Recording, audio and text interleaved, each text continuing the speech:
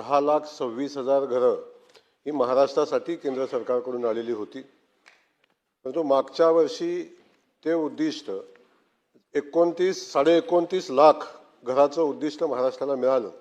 याबद्दल मी आदरणीय मोदीजींना मनापासून धन्यवाद देईन. आणि खास करून ही घरं महाराष्ट्राला उपलब्ध करण्यासाठी माननीय मुख्यमंत्री महोदयांनी प्रचंड प्रयत्न केले आणि त्यांच्या प्रयत्नांना यश आलं. त्यांनाही मनापासून मी धन्यवाद देईन. आज या ठिकाणी जो प्रश्न उपस्थित केलेला आहे की घरकुलाच्या निधी संदर्भातली भूमिका आता माननीय सदस्य महोदयांनी मांडली. मी सदस्य महोदयांना सांगेन की महाराष्ट्रामध्ये आता आपण बघितलं असेल की पाठीमागं जी घराचं उद्दिष्ट पाठीमागच्या वर्षीचं जे होतं जवळजवळ ती घरं आता 7-8 वर्षातली पूर्ण झाली.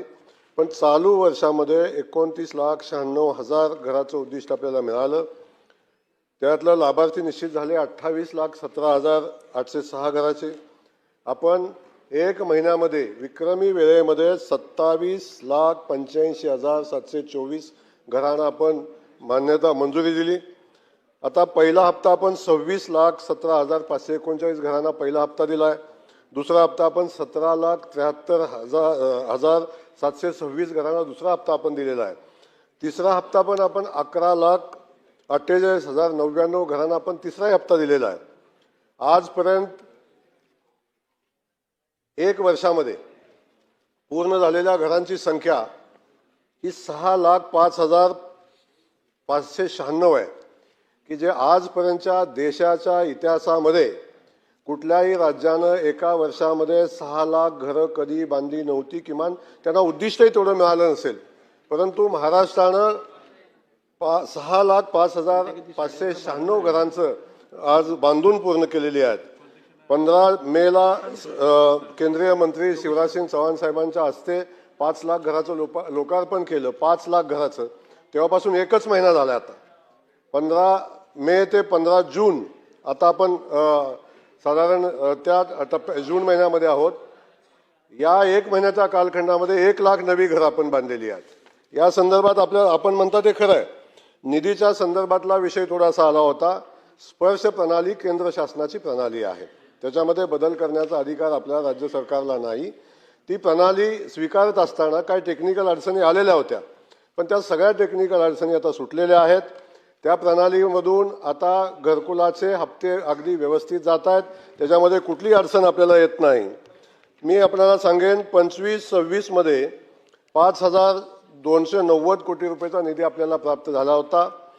26-27 मध्ये 13,947 कोटी रुपयाचा निधी आपल्याला प्राप्त झालेला आहे. एकूण निधी 19,237 कोटी रुपयाचा निधी आपल्याला एकूण निधी प्राप्त आहे आणि 6,607 कोटी रुपये खर्च झालेला आहे. तेव्हा निधीची कुठलीही कमतरता नाही. जेवढा निधी पाहिजे तेवढा निधी आपल्याकडे उपलब्ध आहे. राज्य सरकारही निधीची उपलब्धता त्याचा वाटा जो आहे तो राज्य सरकारही करते. त्यामुळं स्पर्श प्रणाली स्वीकारत असताना काही टेक्निकल अडचणी आल्या होत्या. त्याच्यामुळेच निधी द्यायला उशीर झाला. अन्यथा निधीची कुठलीही कमतरता नाही. त्यामुळं तशा सक्त सूचना आपण दिलेल्या आहेत की कुठल्याही परिस्थितीमध्ये लाभार्थ्यांना वेळेत हप्ता मिळाला पाहिजे. त्याचं घर बांधत असताना त्याला आवश्यक असणाऱ्या सगळ्या सुविधा उपलब्ध झाल्या पाहिजेत. मी अनेक प्रश्न अध्यक्ष महोदय उपस्थित करणार आहेत.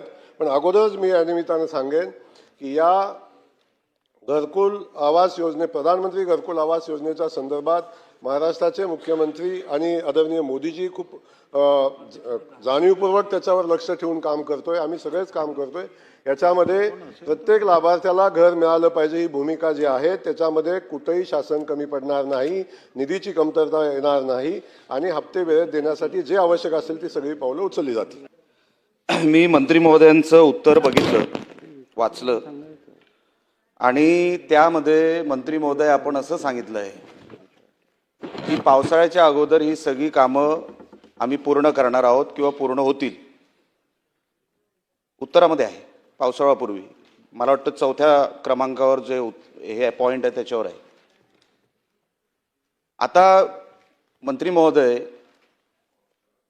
माझ्या मतदारसंघामध्ये जवळपास 3,500 घरकुलांची कामं ही रखडलेली आहेत.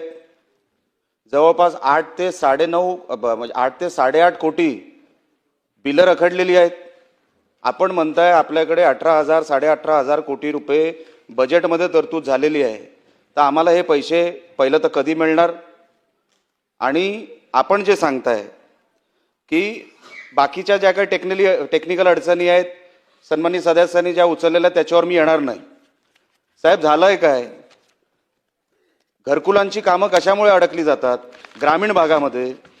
साहेब, वन खात्याने 1970 मध्ये कधीतरी सर्वे झालाय आणि सॅटेलाइटच्या माध्यमातून अध्यक्ष महोदय त्याच्यावरती प्रायव्हेट फॉरेस्ट म्हणून आरक्षण पडलंय.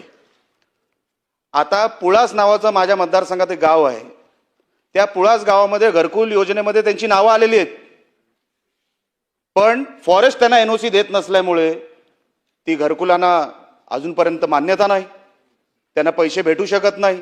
कारण का जोपर्यंत अट काय आहे, जोपर्यंत मालकी हक्काची जमीन नसेल किंवा कोणाकडून तरी विकत घेतलेली जमीन नसेल तोपर्यंत तुम्हाला घरकुल मिळणार नाही. मग वन खात्याबरोबर सन्मान्य मंत्री महोदय आपण कॉन्टॅक्ट करून किंवा त्यांच्याशी आपण संलग्न राहून आम्हाला त्या एनओसी मिळवून देणार आहात की नाही घरकुलासाठी? आणि दुसरा विषय, आपण सांगताय 5 ब्रास वाळू आम्ही देतो. आता मला साहेब सांगा, 5 ब्रास वाळू अंडर कुठून? वाळू धोरण कुठे आहे? माझ्या मतदारसंघामध्ये मी मागच्या अधिवेशनामध्ये पण अध्यक्ष महोदय बोललो होतो, जालन्यामधलं वाळू धोरण आणि कोकणातलं वाळू धोरण एक नाही. इकडे काय करतात तलाठी आणि खालचे अधिकारी? वाळूच्या गाड्या पकडतात. त्याच्यावरती पेनल्टी किती अध्यक्ष महोदय?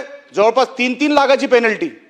अजूनपर्यंत वाळूचं धरण ठरत नाही, त्याच्यामध्ये वाळू कुठून आणायची ठरत नाही, त्याच्यावरती पेनल्टी मारली जाते. आणि आम्ही सरकार म्हणून सांगतो आम्ही 5 ब्रास वाळू फुकट देऊ, आणणार कुठून वाळू? तर आपण महसूल खात्याशी बोलून ह्याच्यावरती आपण मार्ग काढणार आहे का? आणि आम्हाला हे सगळे पैसे, साहेब, ग्रामविकास खात्याचे पैसे झाले नाहीत अजून सिंधुदुर्ग जिल्ह्यात. 25-15चा विषय नाही ह्या प्रश्नामध्ये, पण 25-15चे पण पैसे आलेले नाहीत. जिल्हा परिषद रिकाम्या पडलेल्या आहेत, अजूनपर्यंत जिल्हा परिषदेकडे पैसे नाहीत. पंतप्रधान ग्राम सडक योजनेमध्ये 5 वर्षानंतर रिन्युअल होत नाही, त्याची जबाबदारी ग्रामविकास खात्याकडे असते. ग्रामविकास खात्याने ती कामं मेंटेनन्सची करायची असतात. साहेब, मेंटेनन्सचे पैसे नाहीत. आम्ही जिल्ह्यामध्ये ग्रामविकास आणि ग्रामविकास अंतर्गत हे सगळी घरकुलांची कामं, रस्त्यांची कामं, वन विभागामध्ये अडकलेली कामं, ग्राम आणि वाळूचा हा विषय, हे आम्हाला ग्रामविकास खात्यातून आम्हाला ह्याची उत्तरं मिळणार आहे की नाही? अध्यक्ष महोदय, सन्माननीय सदस्य राणेसाहेबांनी त्यांच्या मतदारसंघातल्या घरकुलाच्या प्रश्नासंदर्भात आता या ठिकाणी प्रश्न उपस्थित केलेले आहेत. पहिला तर त्यांच्या मतदारसंघामध्ये 3,500 घरकुलं मंजूर आहेत अशा पद्धतीचं त्यांनी सांगितलं आणि त्या घरकुलाच्या बिलासंदर्भातली विषय त्यांनी मांडलेला आहे. मी आदरणीय राणेसाहेब आपल्याला सांगू इच्छितो की स्पर्श प्रणाली केंद्रानं नवीन चालू केली. यामध्ये कुठे भ्रष्टाचार होऊ नये, खात्यावर डायरेक्ट पैसे जावेत, लाभार्थींना पैसे मिळावेत म्हणून ही प्रणाली चालू केली. ती प्रणाली आपण स्वीकारत असताना काही टेक्निकल अडचणी आल्या, त्याच्यामुळे 1-2 महिने त्याच्यात गेले, परंतु आता आपण ती प्रणाली सुव्यवस्थित चालू आहे. आणि मी खात्रीनं सांगतो आपल्याला की घरकुलाचा कुठलंही बिल, कुठलाही घरकुलाचे पैसे थांबणार नाहीत. आपण 8.5 कोटी रुपयाचं बिल पेंडिंग आहे असं सांगितलंय, त्याची नक्की मी निश्चित आजच माहिती घेईन. आणि अशी वेळ येणारच नाही की घरकुलाचे पैसे थांबलेत, पण आपण सांगितलेली माहिती खरी पकडून आपण त्याची माहिती घेऊ आणि जर असं असेल तर तातडीनं त्याचं पेमेंट केलं जाईल, त्यामध्ये कुठली अडचण येणार नाही. यानंतर आपण सांगितलं वन खात्याच्या जमिनी संदर्भातली भूमिका आपण मांडली की वन खात्याच्या जमिनीवर घरकुल वन खातं बांधून देत नाही. वस्तुस्थिती आहे वन खात्याच्या जागेवर घरकुल बांधणं, वन खात्याच्या परवानग्या घेणं हे खूप क्रिटिकल काम आहे, याची माहिती आपल्यालाही आहे. परंतु शासनाच्या माध्यमातून गायरान असेल, शासनाच्या माध्यमातून शासकीय जागा असेल, शासनाच्या माध्यमातून जी शासकीय जागा आहे ती घरकुलासाठी उपलब्ध करून देण्यात येते. अशी जर कुठलीही जागा आपण आपल्या गावामध्ये जर उपलब्ध असेल तर शासन नक्की ती जागा घरकुलासाठी उपलब्ध करून देईल. वन खात्याच्या संदर्भातले काय प्रश्न असतील तरी त्या वन खात्याच्या सोबत आपण बैठक करून अगदी सुटण्यासारखे प्रश्न असतील ते आपण सोडू. परंतु जागा खरेदी करण्यासाठी जर अगदी जागा नसेल तर जागा खरेदी करण्यासाठी सुद्धा प्रति लाभार्थी 1 लाख रुपये रक्कम आपण ग्रामविकास खात्याच्या माध्यमातून देतो. जागा खरेदी करून सुद्धा त्याचं घरकुल बांधता येईल. त्याच्यासाठी आपण संबंधित अधिकाऱ्यांना सूचना देऊ आणि जागा खरेदी करून त्या लाभार्थ्यांना जागा देता येते का याही संदर्भात आपण तपासू आणि पण याच्यावर तातडीने कारवाई आपण करण्यासंदर्भातल्या सूचना देऊ. आपण विषय सांगितला वाळूच्या संदर्भातला विषय सांगितला. वाळूचं धोरण अगदी एका प्रश्नावर सुस्पष्ट आहे आणि या वाळूच्या धोरणामध्ये लाभार्थ्यांना 5 तास वाळू मोफत दिली पाहिजे हे बंधनकारक आहे. 24 त्यासाठी आता 24. लाभार्थ्यांना तहसीलदारकडे अर्ज करायची आवश्यकता नाही. बीडीओनी त्या लाभार्थ्यांना वाळू उपलब्ध करून द्यायची आहे आणि ती वाळू मोफत उपलब्ध करून द्यायची आहे. अशा ठिकाणी जर असं काही आढळून आलं की ज्या ठिकाणी वाळू उपलब्ध करून देण्यामध्ये अधिकारी काही कुचराई करतात तर संबंधित अधिकाऱ्यांच्यावर कारवाई केली जाईल. परंतु वाळू लाभार्थ्यांना मोफत मिळाली पाहिजे हे शासनाचं स्पष्ट धोरण आहे आणि त्यासाठी शासनानं स्पष्ट धोरण केलेलं आहे. म्हणून आपल्याला मी सांगेन की साधारण आतापर्यंत घरकुलांना 2 लाख घरकुलांना फ्री पास आपण वाळूचे दिलेले आहेत आणि त्यातील जवळजवळ 1,35,000 लाभार्थ्यांनी वाळू मोफत घेतलेली पण आहे. त्यामुळे स्पेसिफिकच देतोय उत्तर. त्या लाभार्थ्यांना वाळू उपलब्ध झालेली आहे. त्यामुळं आपण जे म्हणताय ते नक्की आपण तपासून घेऊ आणि त्याच्यामध्ये योग्य ती कारवाई करू.